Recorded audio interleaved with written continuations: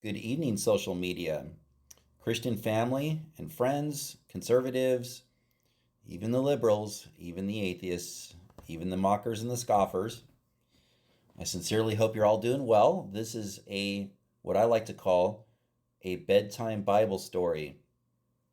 Roughly 10 days ago from this video creation, and you can see me standing here, I was in Israel and I was just north of Jericho, Old Testament Jericho. You know, Jericho is one of the oldest cities in creation. We're talking like Damascus old, Damascus, Syria old. Like you can look this stuff up and see how old Jericho actually is. It's been around for millennia, thousands of years. Well, down just where you see me pointing in that canyon was the Jordan River, and the Jordan River's just out of Jericho. And in this bedtime Bible story, I'm going to tell you that in the Gospels, Jesus was baptized by John, John the Baptist. We'll do another Bible study on that another day about why he was baptized by John, because John actually said, I need to be baptized by you, and yet you come to me. So there's a story for that on another time. But Jesus did say, I will tell you this. He said, let all righteousness be fulfilled for now. Jesus didn't want to leave anything out in his ministry. He wanted everything to be done perfectly according to the will of the Father. The reason why this location was one of the most special locations to me in my trip was, well, for several reasons. It was a surprise gift from my Israeli guide. And when he saw my enthusiasm of just being in Israel and seeing all of those biblical historical things that had happened and all of the evidence, etc., he was even encouraged himself. And it was so cool because when your enthusiasm, when your passion for something is witnessed by others, sometimes it's contagious. And I want to say in this situation, that's a little bit about what happened with my friend Tal, which I want to call him my brother. And it's really great, guys. When you plant seeds to a heart that's available for those seeds to be planted, it's really incredible. Okay, that's what I want to tell you. Um, but this he gave me as a surprise at one of the end of our excursions. He took me to this desolate location. There is no city around. Okay, like I said, Jericho is down that valley by, I want to say, 30 to 40 miles, something like this. Okay, guessing wise. And Jericho today is controlled by the Palestinians. So the Jews need special permission to go into Jericho, and they usually do not. I could have went myself because I was a tourist, but I did not want anything to happen to my guide, so I said, "No, we're going to skip that." But what I want to share with you about this bedtime Bible story is this location. Now, it looks like the weather's pretty nice, right, in this photo. But I want to tell you, it was so windy. I mean, the wind was just howling and whipping through that canyon. And the reason why I'm sharing this image with you today in the bedtime Bible story is because this is the wilderness where Jesus was tempted by the devil after he was baptized by John. In Luke chapter 4, it says that after Jesus was baptized by John, and Jesus being filled full of the Holy Ghost returned from Jordan and was led by the Spirit into the wilderness, being 40 days tempted by of the devil. And in those days he did eat nothing, and when they were ended, he hungered afterward. And the devil said unto him, If thou be the Son of God, command this stone that it be made bread. What was the first thing the devil was? It was a two-part hit on Jesus. If you're really the Son of God, that's what's been in question for 2,000 years. Is Jesus really the Son of God? We struggle with that in humanity today, guys, and even people that claim to be Christians don't understand the identity of who the Lord really is, who Jesus really is. Here's a spoiler alert for some of you who don't know. Look up what Emmanuel means, okay? And I'll just leave it at that. But Satan is questioning Jesus' identity. And then he also says, because he knows he's hungry from fasting for so long, command these stones to be made to bread. If you're the Son of God, this should be no problem for you. But Jesus was on a special mission to fasting to prepare himself for his ministry for 40 days and 40 nights, guys. That's a long time to go without food. And we're not talking about sitting around in your comfortable home, in your recliner in front of your computer or your phone or whatever. We're talking about this desolate wasteland out here. It's nasty. It's not a fun place to be. I can imagine being out there for 40 days and 40 nights. Well, this is what Jesus answered him. He said, "It is written that man shall not live by bread alone, but by every word of God." And the devil, taking him up into an high mountain, showed him all the kingdoms of the world in a moment of time. That's an interesting proposition right there. We're not only talking about the kingdoms of the world from the time that Jesus was being tempted, but it seems like there was a moment of time to where the devil was showing him, and don't ask me how he could do this, but they're both supernatural, okay, beings. Jesus, of course, being the ultimate, okay, but Satan had some kind of power to show him the kingdoms of the world in the moment of time, including our time right now, with all the corruption and the filthiness and lies and abominations, and everything looks beautiful and lush in America. Some of the most beautiful states that you'll ever see is controlled by communists now, and it's evil and wicked. It's a lot like the Roman Empire, doing things terribly bad, and although disintegrating from within, beautiful lush locations, and it looks quite tempting, like you would want to live in that state because it's so beautiful, but it's controlled by people with a spirit of Antichrist. So on the outside, the window dressing, it looked really good. What Satan was showing Jesus was like, look how beautiful these kingdoms are. And he says here, all this power will I give thee, and the glory of them, for that is delivered unto me, and whomsoever will I give it. If thou therefore wilt worship me, and shall be thine, all shall be thine, I should say. Do you know what, guys? I'm going to tell you something. Lots of people have taken Satan up on his offer for millennia, okay? And this is the ultimate offer to Jesus, right? Because Satan is called the God of this world with a small g, okay? He's not actually a God. He's not a God at all. He's just a created being. Let's get that out of the way right now. He was a cherubim angel that fell, and he was kicked out of heaven, okay? But he is the God of this world because it's a sinful world. I've had people come on my timeline on social media and question God's goodness and his mercy and his protection. And they're like, why does this happen and that happen and all of these bad things happen if God is so good and protects everybody? Or he does not, first of all, he does not protect everybody. We live in a fallen, sinful world, and Satan is called the God of this world with a small g. And by the way, in verse 7 of Luke chapter 4, what does Satan covet the most? He covets worship. What do we see going on in the world today? We see people giving themselves to the devil. Satanism has not only exploded in America, it's exploded all over the world. And what is it that's drawing people to that covenant of, let's just say, like in the book of Isaiah, we'll say the covenant of death and hell. There's another reason for that covenant of death and hell in Isaiah. We'll get to that on another day. But, when you enter into an agreement with Satan, ladies and gentlemen, and I'm talking to somebody out there, I don't know who this is, but if you enter into a covenant with the devil, you're going to reap death and hell. You're going to reap destruction for yourself eternally. That's not a good place to be. But yet people will take the devil up on his offer for the covetousness. A lot of our politicians in America today, doctors, lawyers, governors, mayors, politicians, you name it, right?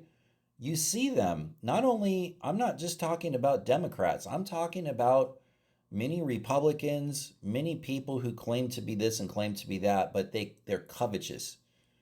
And I'm not saying that all of them have entered into an agreement with Satan. Not directly. A lot of them have directly understand his offer. And the offer kind of goes like this. If I can hurt my neighbor, if I can rob, kill, destroy, it doesn't matter as long as I get what I want, as long as I get the fame, the fortune, the money, the property, advancement in my business, etc. I'm going to do that because it's only important for me that I get ahead in life. It doesn't matter who gets hurt, etc., right? Well, you don't have to talk to the devil directly about that. If you're doing it that way, which God says is wrong, you are actually entering into a covenant with the devil. Okay? And then there's some people that do take it a step further and they actually tell Satan, hey, I'll take you up on that offer. The only problem with that, ladies and gentlemen, is that the end thereof is death. Okay? And when Satan is done using you for his evil purposes, he will throw you under the bus. But how did Jesus respond to Satan's offer? Jesus answered and said unto him, Get thee behind me, Satan, for it is written, Thou shalt worship the Lord thy God, and him only shalt thou serve. I have a challenge to everybody out there right now. It's called the Luke chapter 4, verse 8 challenge. Get thou behind me, Satan. It is written, I shall worship the Lord thy God, and him only I will serve. Those are the smart people of the world, okay? The ones that are choosing to refuse the devil's offer and taking the Lord up on his offer and saying, Lord, I am available to you. I will serve you only. I'm rejecting ways that are going to hurt my neighbor and doing things out of covetousness and exactly what Satan wants me to do. I'm not going to do that. I'm going to live a life of integrity. I'm going to try to tell the truth all the time. I'm going to try to do the right thing all the time. Are you going to fall? Sometimes we fall. Yes, we do. That's why Jesus died on the cross for us. But let's continue, okay? Now, Satan wasn't done with his temptation, and he brought him to Jerusalem. So after all of that, he goes to Jerusalem, where I was about 2 weeks ago. All right, I was very excited about that, by the way. Talk about a dream come true for me. Satan brought Jesus to Jerusalem and set him on a pinnacle of the temple. The temple. Whoa, where is this? Where is this? I'm going to tell you guys where it is. I've got another picture for another day. But I was standing on this temple, and there is an old city of David over there, and it's called the Tower of David. And this is where you can look from just over the Kidron Valley. You can see, I'm sorry, not the Kidron Valley, but you can see the Kidron Valley from the walls. But just on the other side, you can see where the Temple Mount is. And I was snapping pictures of that. So I'm going to share that with y'all later. But I was standing right where King David looked out, where Solomon looked out, where Jeroboam looked out, Ahijah, Ahab, all those evil kings. We're talking Josiah. We're talking Hezekiah. I was there, right where Satan took Jesus in Jerusalem and set him on the temple where I was. That's where I was. And he said unto him, If thou be the Son of God, he basically questions him again. If thou be the Son of God, cast thyself down from hence. And that's high up there at the top of the tower. I'm telling you, if I was to throw myself off of there, they'd have to put me in one of those tombs. It's a long way down, okay? For it is written, He shall give His angels charge over thee to keep thee. That's Psalm 91. For any of those you want to look that up, that's a good prayer of protection. And in their hands they shall bear thee up, lest that at any time thou dash thy foot against a stone. And Jesus answering said unto him, It is said, Thou shalt not tempt the Lord thy God. Don't tempt God, ladies and gentlemen. Don't tempt him. Don't say stupid things and say, God, if you're real, do this, this, and this, and this, Thou shalt not tempt the Lord thy God. And when the devil had ended all the temptation, he departed him for a season. What's the message in verse 13? Departing for a season. You'll have some victories over the devil, ladies and gentlemen. You'll have some victories over the devil, but he's coming back. All right? That's just a fact of life. That's something that we have to live with until we go to glory someday. He's going to come back to tempt you again, give you another tribulation, another difficulty, another temptation. That's just life, okay? I honestly, I sympathize with a lot of people that are suffering out there, but at the same time, I get so tired of their mentality. Um, they, this life will either grind you to powder or it will make you stronger, okay? Which person are you going to be? For me, yes, it wears me down. Yes, I have setbacks in life. But at the same time, when you have an understanding about how this world works, a little bit anyway, that Satan is your enemy, he's your adversary, and he's trying to get you to fall, he's trying to get you to trip and stumble, even through success, right? Although your relationship with God is not exactly great, okay? His ultimate goal is to get you to fall. And when all these difficulties come, like loss of loved ones or betrayals, or you got fired from your job, or you got somebody stole money from you, or theft, or something like that, how you react to those is either going to make you stronger and better, or it's going to make you a whiny crybaby. And I see a lot of that. I see several people on my timeline on Facebook, for an example, all they do is whine and cry every single day about how terrible their life is. And there's even one person that I don't want to name who's actually suicidal. He makes suicidal statements all the time. And obviously it's to get attention, but you don't want to call them out on that, because they could actually do it, and we don't want that to happen. But I see why the person is doing it, because they're seeking attention, and it's quite obvious. But it's the soul wounds that person has accumulated over time, and they're seeking relief from that. Jesus said to put his yoke upon you, because his yoke is light, and his burden is easy. Okay? And if you think it's not, if you think it's really hard to be a Christian, try putting Satan's yoke on you. Okay? Do that, and then get back to me later after you've worn Satan's yoke on you. And I'm going to tell you there's no comparison, ladies and gentlemen. I have seen people that serve the devil, all right? They're drug addicts, they're alcoholics, they're the worst kind of people that you can meet, all right? And it's terrible. And usually the end of those type of people are not pleasant either. But when you serve the Lord, you have his divine protection. You have his care, you have his concern. You can come to him anytime you want to, night or day, 24 hours a day, 7 days a week. It's amazing. There's no comparison. I'm just telling you. Now, after this temptation was finished out in this desert here somewhere that you're looking at, this is where it was in this stretch. I want to say it was a stretch. I'm not saying that it happened right exactly where I was standing, where this temptation was happening. Somebody put a big giant cross up where I was standing, okay? And behind me, down in that canyon there, you'll see a dwelling structure that a man named Georgian, from the Greek Orthodox religion about 1,600 years ago, was so overwhelmed by the Gospels that he knew this was the location where Jesus was tempted. He actually, let me see if I can zero in on that for you. He created that structure down there. See that? And that thing's been standing for 1,600 years. And I don't actually know how to get down there. This was at the very end of my my trip, but I was very, very grateful to my guide allowing me to go to this place and to see this. And he said, not everybody sees this every day. And I was so blown away by it. It just made me so happy that I was there. And I told my Christian group on social media, privately, I said, I wish that I was here by myself. I would love to just, it was kind of brutal.